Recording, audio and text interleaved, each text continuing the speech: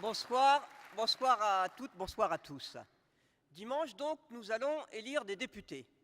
Mais la différence pour les députés du Front de gauche, c'est que nous ne cherchons pas à élire des députés qui vont passer des années à passer des compromis avec le PPE, avec le PSE ou avec les Verts européens.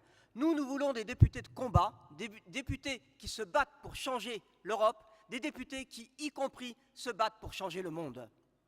Et changer le monde, aujourd'hui, c'est comprendre aussi que nous avons un seul écosystème. C'est comprendre qu'il n'y a qu'un écosystème qui permette la vie humaine et qu'il ne peut pas y avoir de projet d'émancipation humaine qui ne soit un projet qui intègre cette dimension écologique. Nous n'avons qu'une planète où vivre et dans ces conditions, peu importe notre couleur de peau, peu importe nos origines, nous devons être tous solidaires parce que tout simplement, ou nous nous battons collectivement pour pouvoir continuer à vivre sur cette planète, ou nous allons tous avoir des problèmes. Si cette planète devient invivable, elle deviendra invivable pour les pauvres, certes, elle le commence déjà largement, mais elle deviendra aussi invivable pour les riches. Elle deviendra invivable pour les peuples du Sud, mais elle deviendra aussi invivable pour les peuples du Nord. Alors, c'est vrai, il y a des étapes, il y aura des étapes. C'est vrai qu'aujourd'hui, l'oligarchie se dit « nous on s'en moque, on peut continuer comme si de rien se passait, on a l'argent, on peut s'offrir des voyages au frais quand il fait trop chaud, hein, on peut s'arranger, on peut continuer à gaspiller, peu importe. » Mais ils se font des illusions.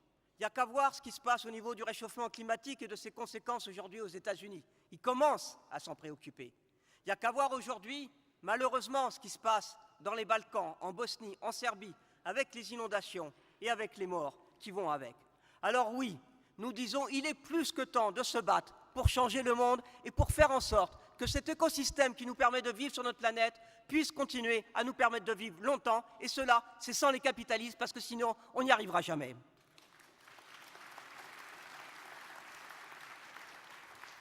Mais nous savons aussi que le capitalisme est porteur de guerre. Il l'a été, historiquement, mais il continue à l'être. Alors on nous dit, l'Europe, c'est l'Europe de la paix.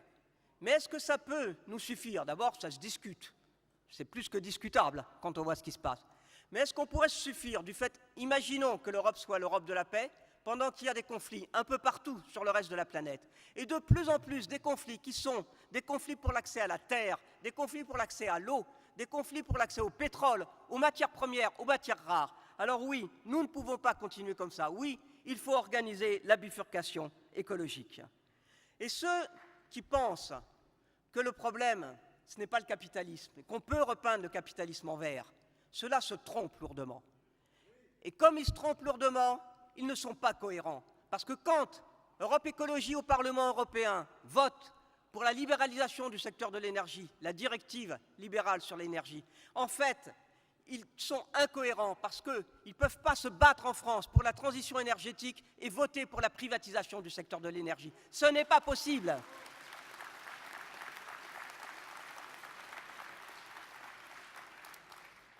Nous le savons, on ne peut pas laisser le secteur privé s'occuper de la transition énergétique. Nous avons besoin d'un secteur public de l'énergie, non seulement pour la transition énergétique, mais aussi pour garantir les conditions de travail de l'ensemble des travailleurs de ce secteur.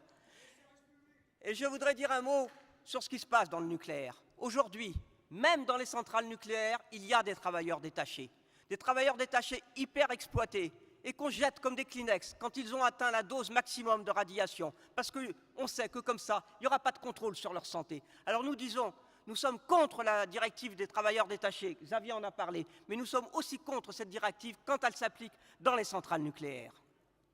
Et nous disons par rapport au Front National que le problème, ce n'est pas qu'il y ait des travailleurs étrangers qui travaillent en France, ce n'est pas qu'il y ait des travailleurs immigrés qui travaillent en France, comme le dit de manière raciste le Front National.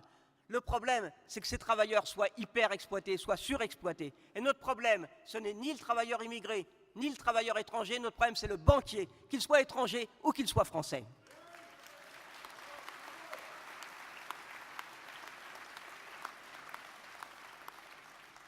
Plus globalement, pour organiser cette bifurcation écologique, nous l'avons dit, il faut une planification écologique. Oh, ce mot fait peur à certains. Je rappelle juste que le commissariat au plan, c'est à la Libération que ça a été créé. justement pour reconstruire le pays. Et aujourd'hui, parce que nous avons un défi de la même importance, qui est justement cette bifurcation écologique, nous avons besoin d'un nouveau commissariat au plan, mais d'un commissariat au plan écologique qui puisse organiser cette transition. Et pour ça, pour cette transition, nous avons besoin de garder la maîtrise sur nos industries. C'est pour ça que nous sommes contre le démantèlement de la société Alstom. Nous voulons une société qui nous permette d'organiser la transition énergétique. Et nous le disons et nous le redisons, non, le problème, que ce soit en France, en Europe ou sur le reste de la planète, le problème, ce n'est pas le coût des salariés, ce n'est pas le coût des travailleurs, le problème, c'est le coût des dividendes, c'est le coût du capital. Et aujourd'hui, ce qui est anti-écologique, c'est de baisser les salaires. Parce que baisser les salaires, ça veut dire qu'ensuite, les travailleurs ne peuvent pas se nourrir correctement. Ça veut dire qu'ils vivent dans des logements qui sont mal isolés, avec des chauffages qui fonctionnent mal, qui coûtent cher. Alors oui, ce qui est écologique, c'est d'augmenter les salaires pour pouvoir manger correctement et pour qu'il y ait des prix rémunérateurs, justement, pour les paysans. Mais comme si tout cela ne suffisait pas, on pourrait écrire des romances sur les horreurs de l'Europe actuelle. Alors on nous dit, vous êtes anti-européens. Non, nous ne sommes pas anti-européens. Nous voulons bien d'une Europe des travailleurs, d'une Europe des peuples, d'une Europe écologique, d'une Europe démocratique. Mais nous ne voulons plus de cette Europe ultralibérale. Et comme ça ne leur suffit pas, ils ont donc proposé d'augmenter encore ce grand marché et donc d'engager ces négociations sur le grand marché transatlantique. Ce matin, à l'Assemblée nationale, les députés du Front de gauche présentaient une résolution pour demander la suspension de ces négociations. Qu'a fait le Parti socialiste? Au lieu d'assumer le fait qu'il est pour ces négociations, le Parti socialiste a vidé de son contenu la résolution qu'avaient écrite nos camarades députés. Ce qui fait que nos camarades députés ont dû voter contre la résolution parce que tout simplement, elle ne disait plus qu'il fallait arrêter les négociations, mais elle mettait des clauses assez vagues sur le fait qu'il fallait faire attention. Mais s'il y en a qui ont eu le temps d'écouter un peu de ce débat ce matin, c'était très significatif. Les défenseurs les plus ardents de ce grand marché transatlantique, c'étaient les députés et la ministre du Parti socialiste.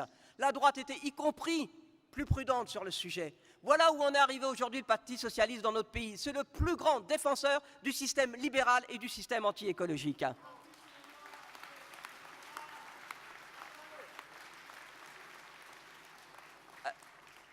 Alors, comme le PS nous accuse de dire des mensonges, bon, d'abord, c'est un peu panique à bord au PS, parce qu'effectivement, ils espéraient que personne en parlerait de ce grand marché transatlantique, et que donc, comme l'a dit François Hollande, on pourrait accélérer les négociations avec les États-Unis avant qu'arrivent les élections. Bon, manque de peau, il y en a qui se sont battus. Et rappelez-vous, nous avions réussi, en mettant la lumière sur un accord qui s'appelait l'AMI, l'accord multilatéral sur les investissements, nous avons réussi à le faire échouer. Nous avons réussi à faire échouer l'ACTA. Nous avons aussi réussi, par notre vote, à repousser le TCE, même si ensuite nous avons été trahis par ceux qui, au Parlement, l'ont imposé, à l'époque, en 2005. Mais donc, ça montre une chose, c'est que quand on se bat, on peut gagner. Alors oui, nous allons continuer à nous battre contre ce grand marché transatlantique. Et ce n'est pas en essayant d'utiliser une fois de plus la peur du Front National.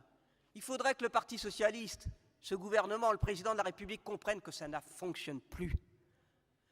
Aujourd'hui, les électeurs de gauche n'iront pas voter pour le Parti socialiste parce que le FN risque de faire un gros score à cause de l'abstention.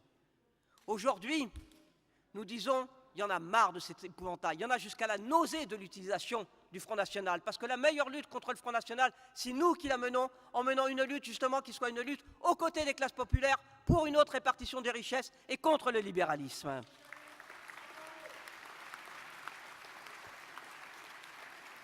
Alors nous raconterions des mensonges, mais qui a dit? On a la naïveté de croire que les Américains vont adapter leurs normes. Il n'y a qu'en Europe que l'on pense cela. Le nivellement se fait toujours par le bas. On pourrait le dire, n'est-ce pas? Qui a dit ça? Le président de la Fédération nationale bovine. Qui a dit? Veillez à ce que tout renforcement des droits de propriété intellectuelle ne se réalise pas au détriment de la protection du domaine public. Il faut préserver le principe de non-brevetabilité des découvertes scientifiques fondamentales. On pourrait dire c'est le Front de gauche. Eh bien non, c'est le Conseil national du numérique, conseil tout ce qu'il y a de plus officiel. Alors oui, nous ne sommes pas les seuls, parce qu'aujourd'hui, la peur commence à monter sur les conséquences de ce grand marché transatlantique. La Confédération européenne des syndicats s'inquiète du fait que les États-Unis n'ont toujours pas ratifié 6 des 8 conventions fondamentales de l'OIT, dont celle sur la liberté de réunion et le droit aux négociations collectives. Et voilà les risques que nous font courir ce grand marché. Ce n'est pas nous qui avons écrit le mandat de négociation que le gouvernement se targue d'avoir fait adopter par l'Assemblée nationale.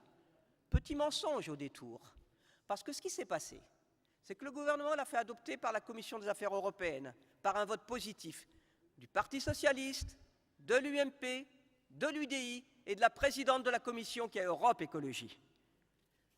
Ce texte, qui devait venir devant le Parlement en juin, n'est jamais arrivé en séance publique. Et pourquoi il n'est pas arrivé en séance publique? Parce que justement, nous avons dénoncé ce qui était en train de se passer dans la Commission. Alors, qu'est-ce qu'il y a dans ce mandat qui a été rendu public contre l'avis des négociateurs? Je vais vous en lire quelques extraits. Oui, ça va, je peux y arriver.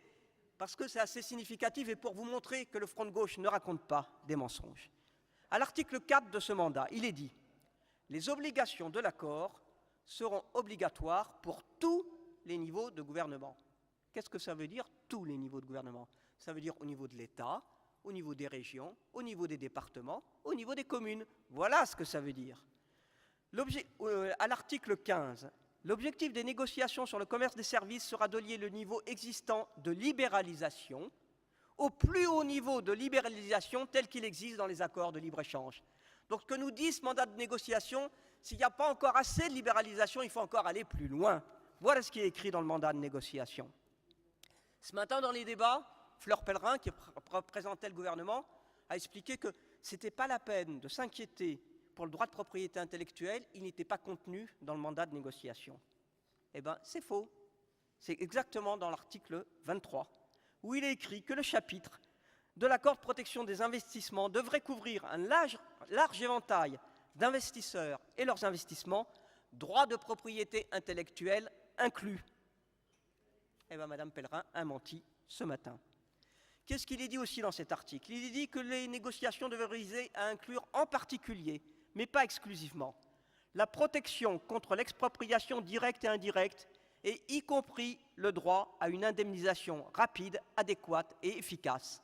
Qu'est-ce que ça veut dire en bon français? Ça veut dire que vous n'avez plus le droit de nationaliser des entreprises, par exemple, ou que si vous nationalisez, vous serez obligé d'indemniser les entreprises qui auront été nationalisées. Voilà ce qui est écrit dans ce mandat de négociation, voilà ce qu'a accepté le Parti socialiste. Il est aussi écrit que l'accord doit inclure des règles et disciplines pour surmonter les obstacles ayant un impact négatif sur les marchés publics, y compris les exigences de localisation. Ça veut dire quoi, les exigences de localisation? Ça veut dire par exemple les AOC, les AOP, ou si vous mettez des clauses au niveau de vos marchés de cantines scolaires, et ainsi de suite. Donc voilà ce qui est écrit dans cet article 24. Et dans l'article 37, puisque Mme Pellerin a dit ce matin que l'énergie ne faisait pas partie du mandat de négociation. Dans l'article 37, il est écrit que les négociations devraient viser à assurer un environnement commercial ouvert, transparent et prévisible en matière d'énergie et à garantir un accès libre et durable aux matières premières. Ce qui veut dire que, par exemple, un État ne pourra plus empêcher l'accès au gaz de schiste. Voilà ce qui est écrit dans ce mandat de négociation, mandat adopté par le Parti socialiste. Et voilà pourquoi, pour nous, il est hors de question que nous acceptions ce mandat de négociation. Et puis, il y a les fameux tribunaux d'arbitrage, où il est écrit effectivement que les règlements des différents États doivent être inclus. Mais ils ne doivent pas interférer avec le droit des investisseurs d'avoir recours à des mécanismes de règlement des différents investisseurs et d'États. Quand le Parti socialiste nous dit que nous exagérons en parlant des tribunaux d'arbitrage qui permettront aux multinationales d'attaquer les États parce qu'ils déclareront qu'une disposition législative, réglementaire, normative fait que ça va réduire leurs bénéfices, c'est nous qui avons raison, c'est écrit dans le mandat de négociation. Alors nous le disons clairement, nous n'accepterons jamais que les multinationales dictent les normes et les règles à la place des États. Nous sommes pour la démocratie publique, la démocratie du peuple, pas celle des multinationales.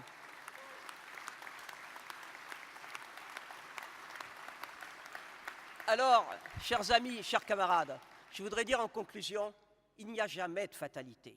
On peut toujours se battre et on peut gagner. Je vous l'ai dit, nous avons gagné sur la mine, nous avons gagné sur l'ACTA. Mais rappelez-vous, les dictats du FMI, les peuples d'Amérique latine les ont connus avant nous. Ils se sont battus, ils ont gagné au Venezuela, en Bolivie, en Argentine et dans d'autres pays. Ils se sont révoltés, ils ont renversé les gouvernements qui appliquaient les dictats du FMI. Il n'y a pas de fatalité. Regardez en Asie. En Asie, les travailleurs chinois se sont dressés pour exiger des meilleurs salaires. Ils ont gagné. Ah, certes, maintenant les multinationales partent en Thaïlande, au Vietnam et ailleurs. Partout, les travailleurs se battent pour des meilleures conditions de travail, contre l'humiliation et même y compris maintenant contre la dégradation de leur environnement. Alors oui, il n'y a pas de fatalité. Et dimanche, le 25 mai, c'est en votant pour les listes du Front de gauche, c'est en votant dans cette région pour la liste conduite par Myriam Martin que nous enverrons beaucoup de députés qui seront capables de faire échouer le grand marché transatlantique quand il viendra au vote devant le Parlement européen.